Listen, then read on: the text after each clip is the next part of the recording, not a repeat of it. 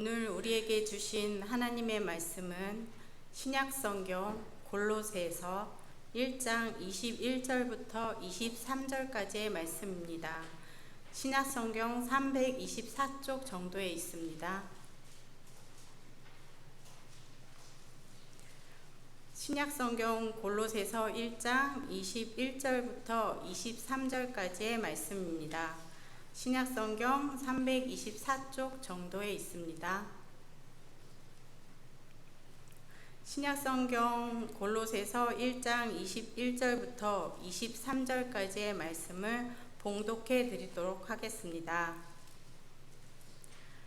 전에 악한 행실로 멀리 떠나 마음으로 원수가 되었던 너희를 이제는 그의 육체의 죽음으로 말미암아 화목하게 하사 너희를 거룩하고 흠 없고 책망할 것이 없는 자로 그 앞에 세우고자 하셨으니 만일 너희가 믿음에 거하고 터 위에 굳게 서서 너희 들은 바 복음의 소망에서 흔들리지 아니하면 그리하리라.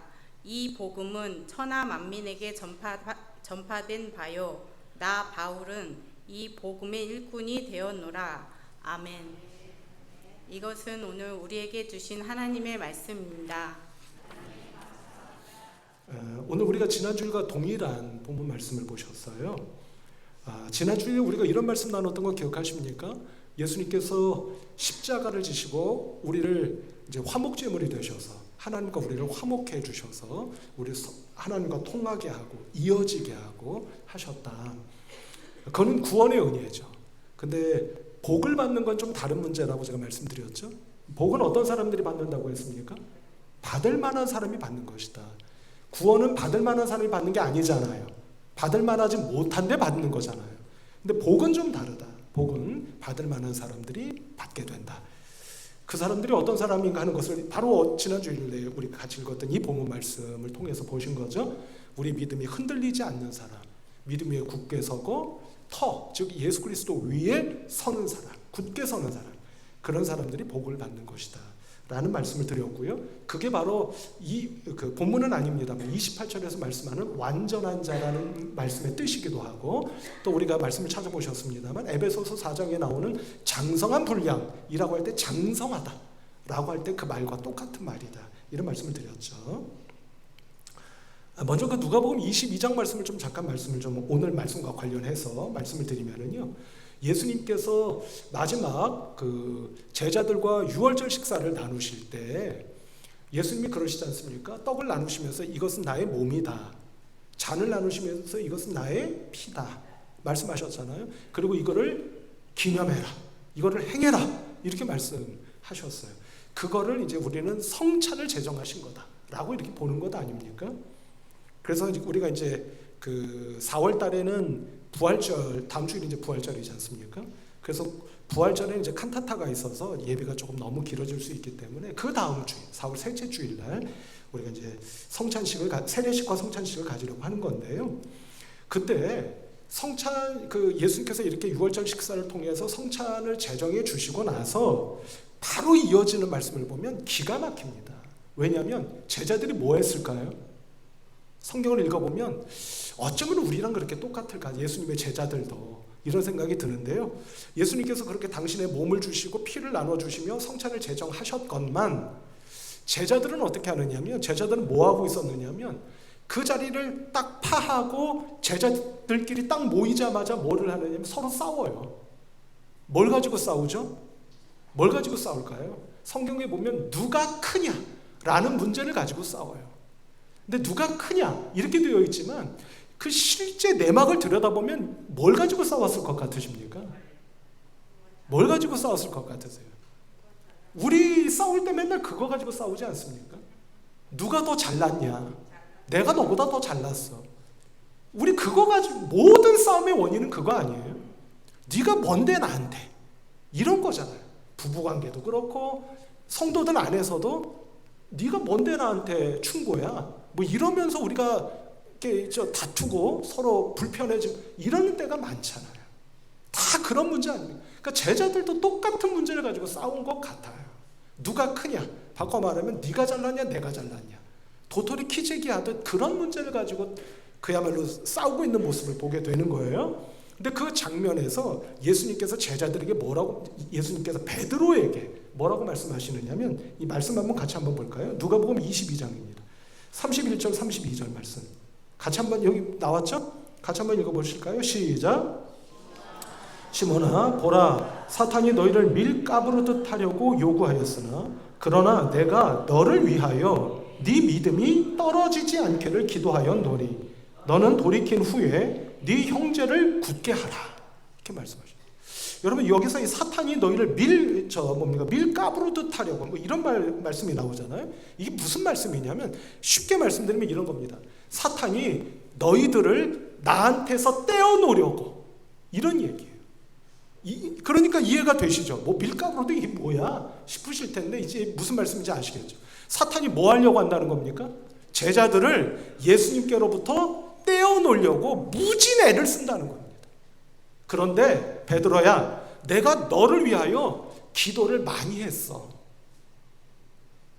이렇게 말씀하시는 거예요. 네 믿음이 무너지거나 흔들리지 않도록 하기 위해서 말이야. 이런 얘기가 되는 거예요. 그러니 베드로야 너 힘을 내서 네 동료 제자들을 좀 도와주거라. 이런 얘기예요. 그러니까 제자들이 아귀다툼하고 있는 그 모습을 예수님이 모르셨겠습니까? 다 아시겠죠. 그래서 특별히 제자 베드로를 부르셔서 그에게 말씀하신 거예요. 다시 한번 말씀드리면 베드로야 사탄이 말이야 나로부터 너희들을 떼어놓으려고 항상 호시탐탐 노리고 무진애를 쓴단다. 근데 나는 너를 위해서 이제까지 기도해 왔어. 네 믿음이 무너지거나 흔들리지 않도록 하기 위해서 말이야. 그러니 베드로야 힘을 내. 힘을 내서 네 동료 제자들을 네가 좀 도와주려구나. 이런 말씀. 그러니 성도 여러분, 이 누가복음 22장 31절 32절 이 말씀하고 오늘 본문 말씀이 이어지지 않습니까? 연결되지 않아요? 어떤 면에서요? 우리의 믿음이 흔들리지 말아요. 우리의 믿음이 굳게 서 있는 믿음이 되어야 하겠고 특별히 누구 위에? 터 위에. 그 터는 누구라고 했습니까? 예수님 위에 굳게 서는 믿음이 되어야 우리의 믿음이 흔들리지 않을 것이고 우리의 믿음이 무너지거나 흔들리지 않을 때 우리가 복을 받는 사람들이 될 수 있다라고 하는 것으로 연결이 된다.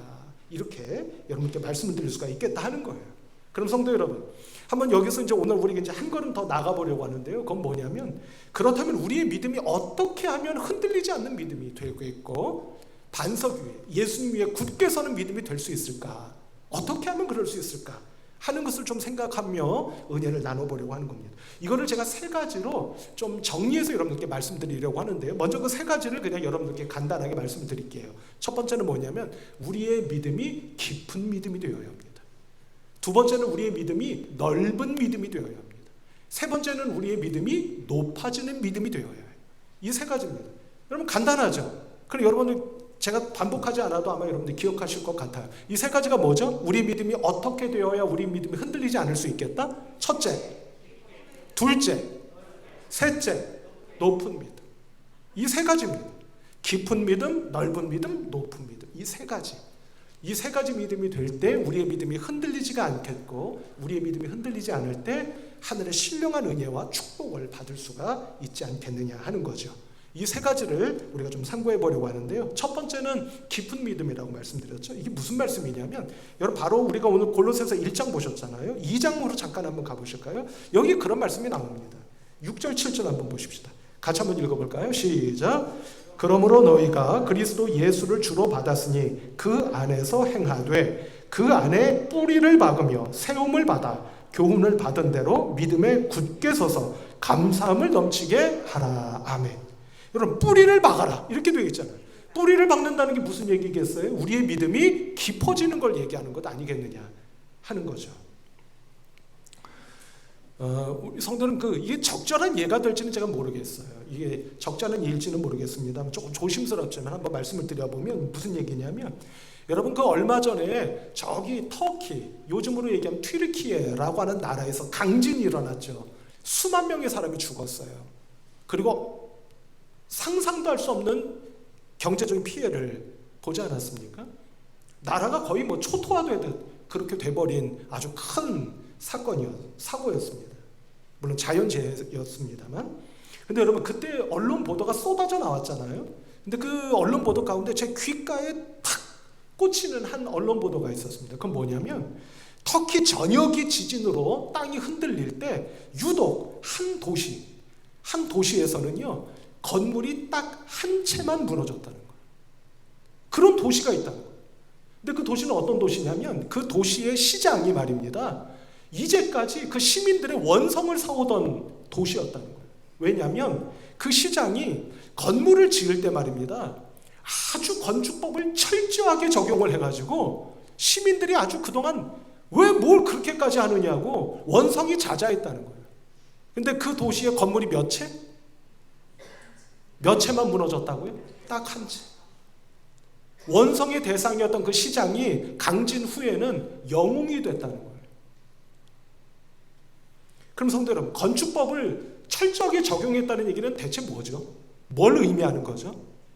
모르겠습니다. 제가 터키라는 나라를 좀 폄훼하는 건지는 모르겠습니다만, 우리나라나 뭐 다른 나라처럼 무슨 그 내진 설계를 지진을 막는 내진 설계를 했다거나 그럴 것 같지는 않아요. 상식적으로 생각해 보면 건물을 튼튼히 지었다는 얘기는 뭐죠? 건물을 지으려면 땅을 파야 되잖아요. 땅을 팔 때 얕게 깊게 팠다니. 상식적으로. 건물을 깊게 파서 건물을 튼튼하게 세웠고, 건물의 벽을 건축법 무시하고 얇게 건축하는 것이 아니라 건축법대로 두텁게. 그러니까 그 강진에도 건물들이 무너지지 않고 지탱이 되고 유지가 됐을 것이다. 너무나 당연한 얘기 아니겠습니까? 우리 성도 여러분, 우리 신앙도 마찬가지가 아니겠느냐 하는 겁니다. 우리의 신앙이 뿌리가 깊지 못하거나 두터운 신앙이 되지 못하면 우리도 고난이 닥쳐오고 문제가 닥쳐오고 어려움이 생길 때 쉽게 흔들리거나 무너질 수밖에 없을 것이다. 그러나 거꾸로 얘기하면 우리가 예수 그리스도께 지금 2장 말씀이 우리에게 말씀해 주시듯 뿌리를 깊이 박으면 박을수록 우리의 신앙은 비록 고난이 닥쳐오고 문제가 터지고 어려움이 생긴다 할지라도 쉽게 흔들리거나 무너지지 않는 신앙이 될 수 있을 줄로 믿습니다. 우리 성도 여러분, 주님의 이름으로 축복하기는 오늘로부터 우리의 신앙을 다시 한번 안전 진단을 하셔서 내 신앙은 과연 외풍이 몰아치고 문제가 터질 때 과연 지탱할 수 있는 신앙인가 하는 안전 진단을 해보셔서 나의 신앙이 조금 더 깊이 기도하고 조금 더 깊이 말씀을 듣고 읽고 묵상하며 조금 더 깊이 예수님을 생각할 줄 아는 믿음이 되셔서 어떤 어려움, 문제, 고난 닥쳐온다 할지라도 쉽게 흔들리거나 무너지지 않는 여러분들의 복된 신앙이 다 되시기를 주님의 이름으로 축복합니다. 두 번째는 무엇이었죠? 쉽게 무너지지 않는 신앙이 되기 위해서 첫 번째, 깊은 믿음이 되어야 한다. 두 번째는 뭐였습니까? 넓은 믿음이 되어야 한다. 이게 무슨 말일까? 성도 여러분, 혹시 기억하십니까? 지금 그 김포 쪽에 2층 버스 있죠? 그게 오가죠? 그게 운행을 하죠? 저도 본 것 같아요. 근데 성도 여러분, 서울시 내에서도 2층 버스를 운행하려고 했었던 거 아십니까? 그게 꽤 오래전 얘기예요. 지금 운행합니까? 안 합니까? 없죠, 서울에는? 예, 전 못 본 것 같아요. 근데 그 얘기가 있었어요. 제 기억에는 이명박 씨가 서울시장을 할 때 아마 그 무렵에 그 얘기가 나오지 않았나 싶어요. 근데 어떤 이유로 해서 굴절 버스는 운행이 됐는데 2층 버스는 아마 운행이 안 됐던 것 같아요. 근데 그때 제가 그 주변 사람들로부터 얘기를 들을 때 2층 버스는 왜 안 된다고 했는지 아십니까? 여러분, 왜 영국 런던에 가면 2층 버스가 명물이잖아요. 그죠? 빨간색 그 2층 버스 유명하죠? 근데 우리나라가 안 된다는 거야. 이유가 사람들이 뭐라고 이유를 댔는지 아십니까? 다른 게 아니에요. 이 버스를 2층으로 세우면 면적이 좁아서 이게 버스가 뭐라고 하죠? 회전을 할 때 뭐 할 것 같다는 거예요? 넘어질 것 같다는 거예요. 약간 좀 정말 그 이유 때문에 안 했는지 그건 잘 모르겠습니다만 어쨌든 그런 얘기를 덜어 하시는 분들이 계셨던 걸 기억합니다. 뭐 상식적으로 이해가 되죠. 왜냐하면 우리나라 도로는요 너무 이게 계획적으로 짓지 못한 도로가 되어서 이게 막 회전하는 데가 너무 많다는 거예요. 그러니까 나름대로 그 얘기도 일리는 있을 겁니다. 근데 물론 그 이유 때문이었는지는 모르겠지만 이해가 되죠. 왜냐하면 그 높이에 비해서 차지하는 면적이 작기 때문에 넘어질 수 있다. 좀 불안해 보인다는 얘기겠죠. 성도 여러분, 믿음을 넓게 가져야 된다는 얘기는 뭐냐면 잘 들어보시기 바랍니다. 믿음의 영역을 넓혀야 된다는 얘기예요. 믿음의 지경을 넓혀야 된다는 얘기입니다. 이게 무슨 얘기예요? 선뜻 안 와닿으시죠? 믿음의 영역을 넓혀? 이게 무슨 말이야? 싶으실 것 같아요. 이게 무슨 얘기냐면 이런 얘기인 겁니다. 성도 여러분 잘 한번 들어보시기 바랍니다. 여러분들의 모든 삶의 영역에 무엇인가를 선택하고 결단할 때 그 기준이 뭐가 돼야 된다? 는 얘기가 되는 겁니까? 그 기준이 뭐가 돼야 된다는 얘기예요? 그 기준이 바로 믿음이 돼야 된다는 얘기예요. 여러분들의 부부 생활, 여러분들의 경제 생활, 여러분들의 건강 생활, 여러분들의 자녀 교육 생활, 여러분들의 인간관계, 그 모든 영역을 우리가 아우르며 살아가지 않습니까? 근데 그 모든 영역에 있어서 뭔가를 결단하고 결정하고 선택할 때 그 기준이 뭐가 되어야 된다? 믿음이 되어야 된다. 믿음이 되어야 하고 하나님의 말씀이 되어야 한다 라는 것을 말하는 거지 다른 게 아니라는 얘기예요. 예를 들어 글쎄 말처럼 쉬운 일은 아니겠습니다만 여러분들에게 어떤 이해관계가 지금 좀 얽혀 있다고 생각을 해보십시다. 이해관계라고 하는 건 뭐죠? 그 안에서 손해가 발생될 수 있고 이득이 발생할 수 있는 거 아니에요. 예민한 문제죠. 근데 이 예민한 문제를 다루고 처리하는 데 있어서도 물론 말처럼 쉬운 건 아니라고 제가 말씀드렸습니다. 근데 그것을 처리하고 다루는 데 있어서도 기준은 뭐가 돼야 된다? 믿음이 돼야 된다. 지금 당장 내가 얼마나 손해를 보고 얼마나 이득을 취하느냐 하는 것이 아니라 그 기준은 딱 하나, 뭐가 돼야 되는 것? 믿음이 돼야 되는 것. 그것이 믿음의 영역과 지경을 넓혀간다고 하는 것에 다름이 아니다 이 얘기예요. 만일 성도 여러분, 지금 여러분들이 지금 겪고 있는 어떤 문제가 있을 수 있지 않습니까? 어떤 문제가 있으신가요? 예를 들면 부부간에 어떤 문제가 있으십니까? 가정 내 부모 자식 간에 어떤 문제가 있으십니까? 경제적으로 어떤 문제가 있으신가요? 지금 여러분들이 겪고 있는 어려운 문제 하나만 딱 떠올려 보세요. 그 문제를 해결해 가는 과정도 다른 데 있는 것이 아니라 그 문제를 어떤 눈으로 볼 때? 믿음의 눈으로 볼 때. 믿음의 눈으로 볼 때 그렇다고 성도는 믿음의 눈으로 딱 보면 해결책이 딱 나온다. 저는 그렇게 말하지 않습니다. 그게 쉬운 문제가 아니란 말이에요. 딱 해결책이 나오는 것은 아닐지언정 그 문제를 새로운 눈으로 보게 될 수 있는 길이 열리게 되는 것은 틀림없다는 말씀입니다. 그리고 그 문제를 새로운 눈으로 볼 때 해결책도 따라오게 되는 것이 아니겠느냐 하는 겁니다. 성도 여러분, 제가 떠올려 보시라고 했습니다. 여러분들의 직장 문제입니까? 부부 문제입니까? 무슨 문제입니까? 그 문제를 한번 오늘 새롭게 무슨 눈으로? 물론 믿음의 눈으로 본다고 하면서도 못 보는 게 우리들이잖아요. 근데 오늘 이 예배 가운데 성령께서 여러분들의 마음을 움직여 주시고 또 영적인 깨달음을 주셔서 그 문제를 믿음의 눈으로 보게 하셔서 그 문제까지도 믿음의 영역으로 끌어들여 다루고 정리하고 해결해보는 그런 여러분들이 될 때 우리의 믿음의 지경과 영역이 넓어져가는 은혜가 우리에게 임하게 될 것이다 하는 것입니다. 그리고 마치 앞서 제가 2층 버스 말씀을 드렸듯이 이게 폭은 좁고 높이가 높으니까 불안해 보이는 그런 믿음의 삶이 아니라 우리의 믿음의 영역과 지경이 넓어질 때 우리의 믿음은 어떤 어려움과 고난과 환난이 닥쳐온다 할지라도 쉽게 넘어지거나 무너지거나 흔들리지 않는 복된 믿음이 될 수 있을 줄로 믿습니다. 따라서 성도 여러분, 지금 어떤 문제, 어떤 어려움이 있으시다 할지라도 그것을 반드시 무슨 눈으로? 믿음의 눈으로 한번 보실 수 있는 그런 여러분들이 오늘 이 시간 이 자리에 꼭 되시기를 다시 한번 우리 주님 예수 그리스도 이름으로 축복합니다. 마지막 세 번째는 무엇이었습니까? 우리 믿음이 어떤 믿음이 되어야 한다? 깊은 믿음이 되어야 한다. 이건 도대체 또 무슨 말씀일까요?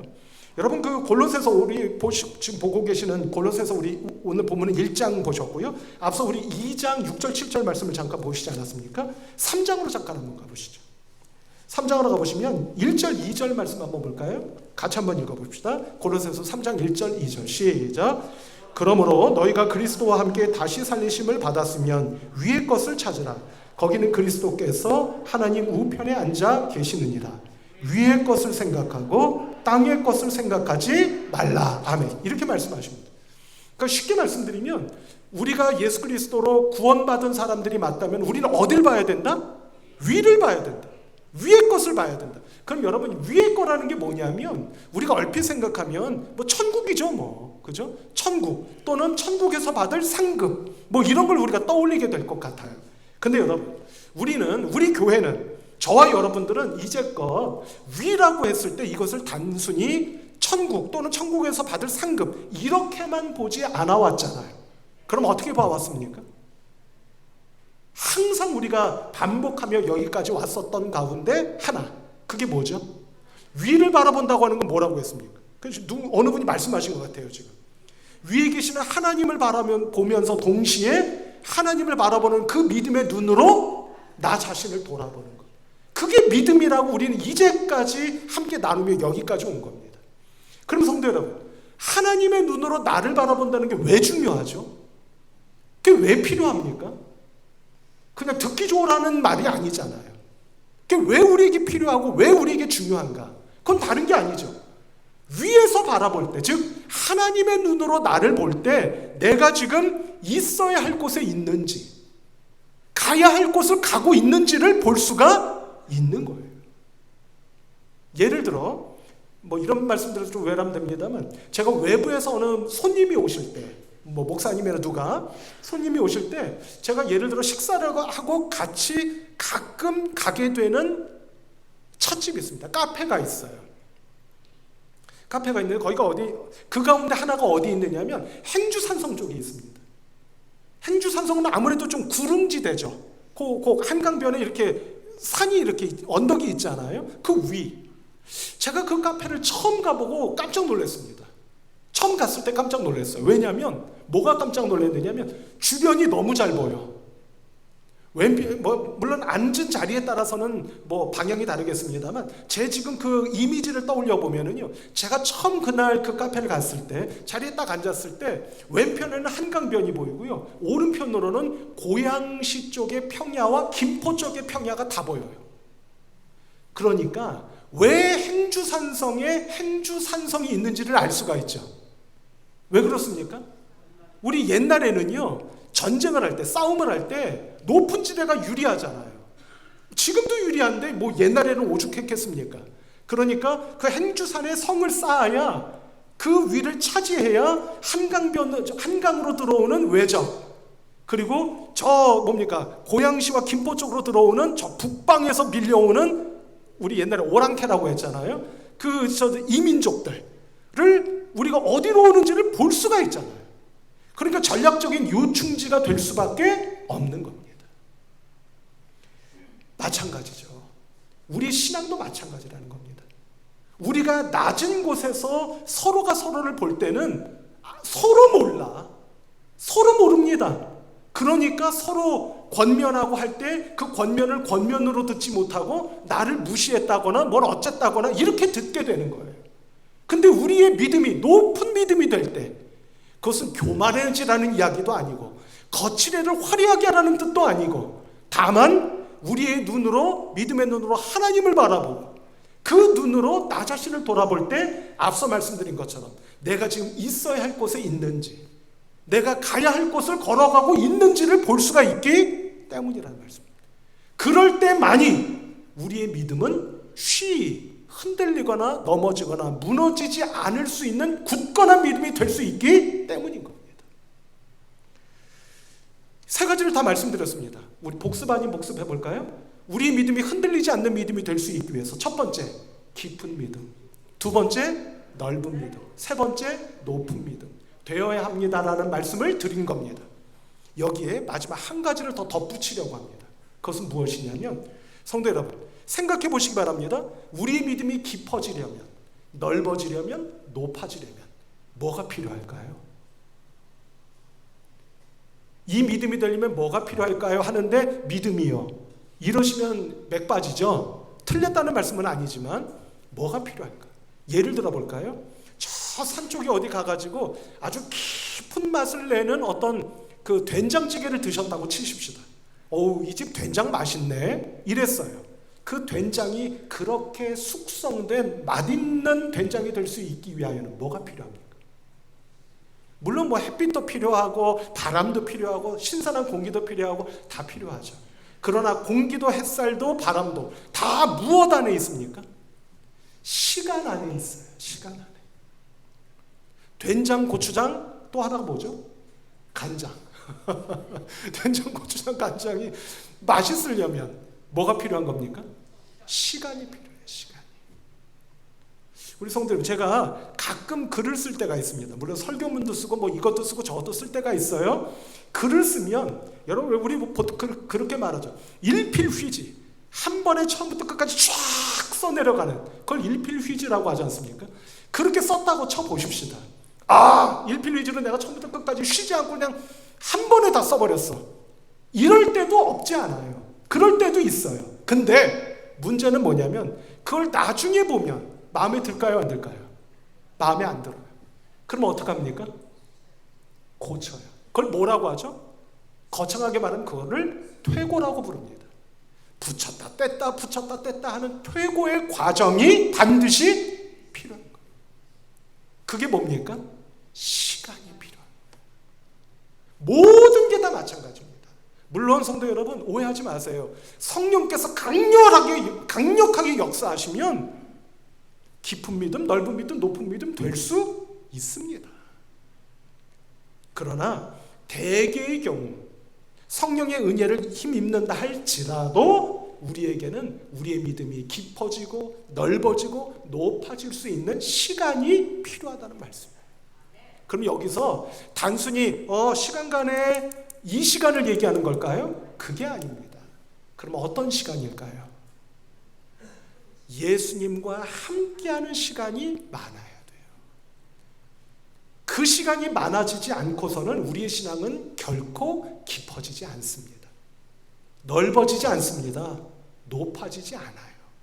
그래서 신앙생활을 오랫동안 해왔음에도 불구하고 우리의 신앙이 깊어지지 않을 수도 있는 거예요.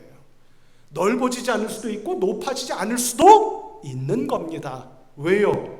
신앙생활을 오래 했다고 해서 그 신앙생활의 시간이 반드시 예수님과 함께한 시간이 길었다고 하는 것을 증명하는 것은 아니기 때문이에요. 우리 성도 여러분, 오늘 한번 돌아보시길 바랍니다. 내가 오랫동안 신앙생활을 해왔어요. 교회에 오랫동안 다녔어요. 교회를 오랫동안 다닌 것과 내가 예수님과 함께하는 시간이 오래되었다고 하는 것이 같습니까? 같지 않아요. 그래서 오늘 저는 여러분들을 축복하고 싶습니다. 여러분들이 이제까지 신앙생활을 어떻게 해오셨든지 간에 여러분들의 신앙생활이 예수님과 함께하는 시간이 많아지는 신앙생활이 되시기를 주님의 이름으로 축복합니다. 말씀을 읽는 시간이 늘어나요. 기도하는 시간이 늘어납니다. 예나 지금이나 30년, 50년 전이나 지금이나 주일 예배 딱 드리고 집에 가셔서 아무것도 예수님을 생각한 적도, 성경을 읽은 적도, 기도를 가정에서 하는 적도 그다지 없는 경우 아마 있으실 거예요. 어쩌면 많을지도 모릅니다. 돌아보세요. 나의 신앙이 깊어져 왔습니까? 나의 신앙의 터가 넓어져 왔습니까? 높아져 왔습니까? 그렇게 장담할 수 없는 분들이 계실 거라는 말씀입니다.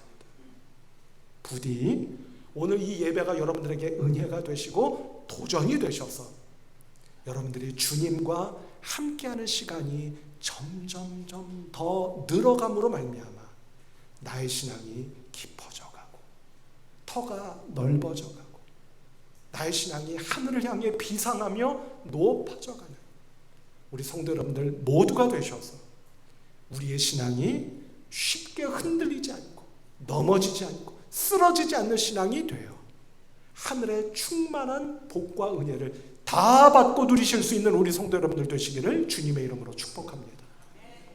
오늘은 종려주일입니다. 예수님께서 저의 말로 할 수 없는 온갖 추악한 죄를 다 짊어지시고 저뿐만 아니라 여러분들 모두의 누구에게도 말할 수 없는 그 죄까지도 다 짊어지시고 십자가를 지시기 위해 오늘 나귀를 타고 예루살렘으로 들어가십니다. 그 예수님의 십자가의 은혜 안에서 저의 신앙과 여러분들의 믿음이 시간이 갈수록 깊어져가고 넓어져가며 높아져가는 복된 신앙들이 다 되시는 금주 한 주간 꼭 되실 수 있기를 우리 주님 예수 그리스도의 이름으로 축복합니다. 기도하십시오. 하나님 감사합니다. 믿음으로 산다고 하면서도 사실은 믿음으로 살아온 적이 별로 없는 저희들, 어쩌면 저희들은 그렇게 살아온 것이 아닙니까? 그런 저희들에게 오늘도 사랑으로 찾아오셔서 너의 믿음이 깊어지기를 바래, 단단해지기를 바래, 높아지기를 바래 하시며 당신의 말씀으로 은혜 내려주신 주님 감사를 드리며 이 시간에 당신 앞에 우리 모두가 엎드려 무릎 꿇어 머리 숙여 당신의 은혜를 다시 한번 구합니다. 주님, 당신과 함께하는 시간이 조금이라도 더 늘어갈 수 있도록 성령님을 통해 도와주시옵소서. 우리의 믿음이 점점 무르익어 가고 단단해져 가며 높이 자라가는 믿음이 될 수 있도록 도와주시옵소서. 당신의 뒤를 좇기를 소원합니다. 믿음을 더하여 주시기를 소원드리오며 우리 주님 예수 그리스도의 이름으로 간절히 기도하옵나이다. 아멘.